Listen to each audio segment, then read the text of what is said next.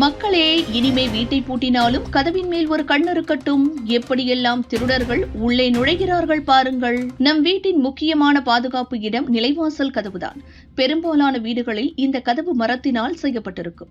அதில் மேலே ஒரு கொக்கி, கீழே ஒரு கொக்கி, நடுவில் ஒரு தாழ்பாள் என்று 2 அல்லது 3 தாழ்பாள்கள் வைத்திருப்பார்கள். ஆனால் இது எல்லாம் இனி பத்தாது. எவ்வளவு தாழ்பாள்கள் போட்டாலும் திருடர்கள் அதையும் நேக்காக கழட்டி விடுவார்கள். இவர்களுக்கு பயந்து இனி எங்கேதான் நம் நகைகளையும் பணத்தையும் வைப்பது என்று தெரியவில்லை. இந்த வீடியோவிலும் அப்படித்தான் நடந்திருக்கிறது. வீட்டில் ஆளிருந்தே இப்படி நடந்திருக்கிறது.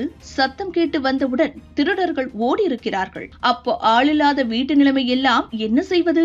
இதற்குதான் நீங்கள் இந்த வழிகளை பின்பற்ற வேண்டும். மர கதவுகளுக்கு ஏற்ப ஸ்மார்ட் லாக், டிஜிட்டல் லாக் அல்லது ஹெவி கிரில் லாக் போடுவது பாதுகாப்பை அதிகரிக்கும். கதவு திறக்கும் நேரத்தில் அலாரமும் எச்சரிக்கையும் வரும் வகையில் சென்சார் அமைத்துக் கொள்ளலாம். கதவின் பக்கத்தில் உள்ள ஃபைபர் லாக் அல்லது சைட் லாக் போன்ற மேலதிக பூட்டுகள் பயனுள்ளதாக இருக்கும். ஒரு ஆளாக வீட்டில் இருக்கிறீர்களா? கதவுகளை மூடுவதோடு கூடுதலான பாதுகாப்பு மரபுகளை பின்பற்றுங்கள். சிசிடிவி இல்லாத வீடுகள் தான் அதிகம் இலக்காகின்றன. தாழ்வான விலையில் கூட சிறிய சிசிடிவி அமைத்து விடலாம். கதவு சாத்தினால் போதும் என்ற காலம் போயிற்று. திருடர்கள் நவீன உபகரணங்களை பயன்படுத்தும் நிலையில் நாம் கூட நவீன பாதுகாப்பு முறைகளை பின்பற்ற வேண்டும். வீட்டில் உள்ள அனைவரும் பாதுகாப்பாக உறங்கும் நிம்மதி கிடைக்க கதவிற்கே முதலில் கவனம் செலுத்துங்கள்.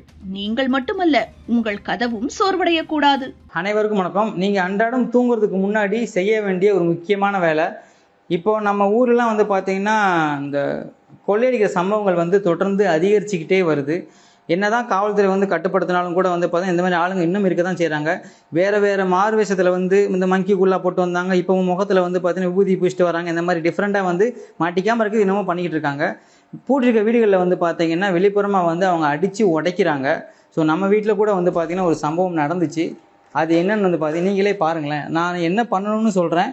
இப்போது இந்த இடம் பார்த்தீங்கன்னா இந்த இடம் வீட்டில் நைட்டு தூங்கும்போது பார்த்தீங்கன்னா அடிச்சிருக்காங்க. இந்த இடத்த அந்த உளியை வச்சு உடச்சி ட்ரை பண்ணியிருக்காங்க. எதுக்காகனா இங்கேருந்து குத்துனா இப்போ ஒரு சில வீட்டில் இந்த லாக் பார்த்தீங்கன்னா இங்கே இருக்கும்.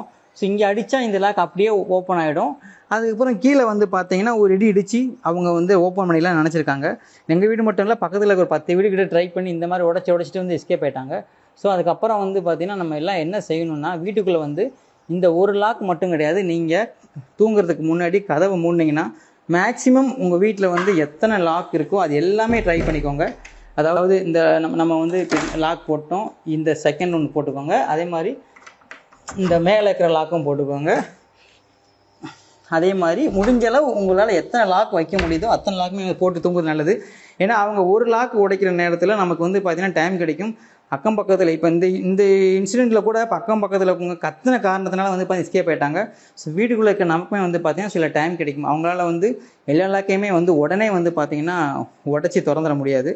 ஸோ இந்த மாதிரி அசால்ட்டாக ஒரு லாக்கு தானே அப்படின்னு போட்டு வச்சுக்கோங்களேன்.